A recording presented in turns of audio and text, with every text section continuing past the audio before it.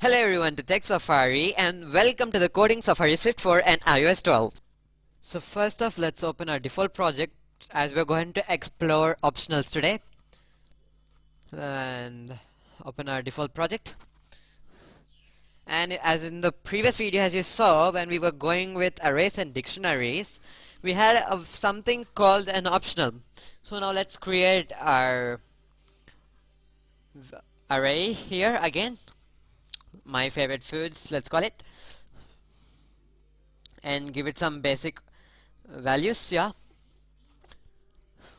such as eclairs, mayo sandwiches. Yeah, as soon as I hear it, I get water in my mouth. And next, pizza, yeah, and some burgers, and yeah, paneer butter masala. I love it. So that will be my favorite foods array list. So now let me try and change one of this particular value. Say I don't like this mayo sandwich anymore and I would like to change that. So let's just change it there. Say I like paratha instead of mayo sandwich now.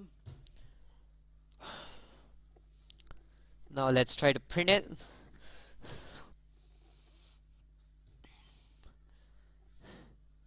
Now let's run the project.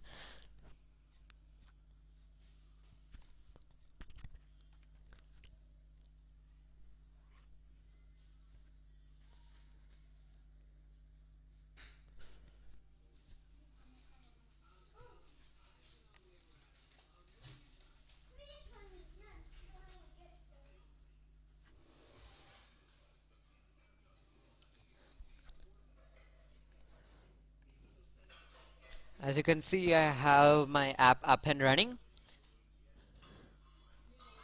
and it says paratha because it exists in my list or array. But say now I defined an other variable which I don't know if I'll set a value. Suppose I gave a user and I asked him to enter his name or something here, his favorite food. He may enter it or he may just leave it as a blank statement, and that shouldn't make the app crash, am I right? So here we'll just give the question mark symbol to state that okay, here the user may enter it or may not enter it.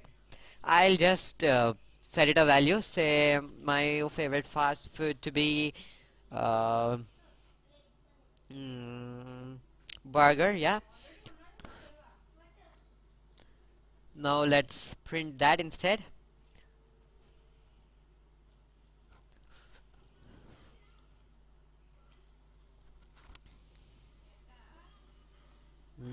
Why on earth did it?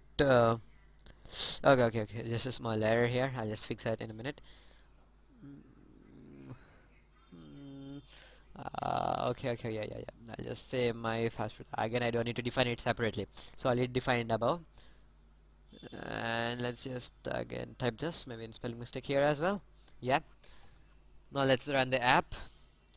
And I most probably think I must get an optional value here.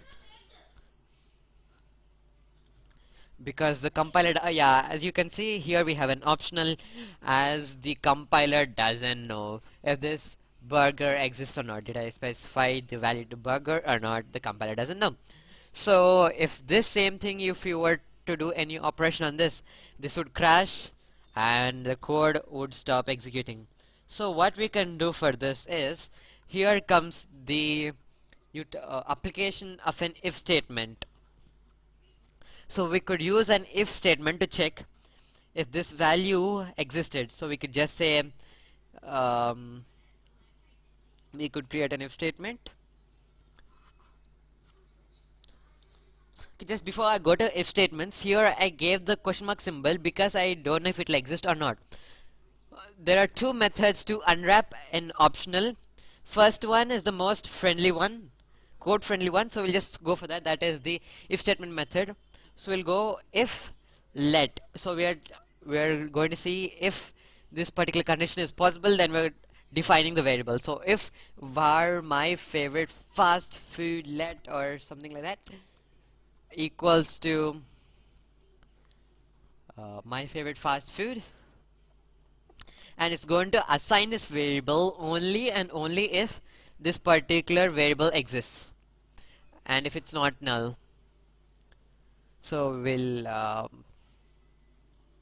keep the opening parentheses and the closing parentheses, and here suppose if it value existed, we'll just print that value out.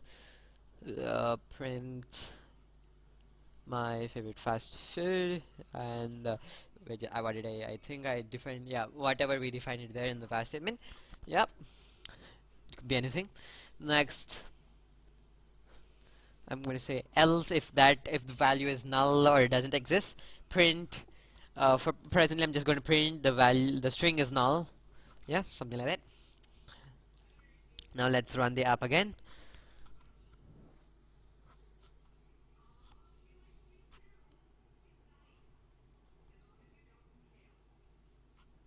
And as you can see here, we only have the burger. It has unwrapped the optional. So this is one method of unwrapping this. And suppose if I remove commented out that line of code, and now it will return me the string is null. As you can see, the string is null.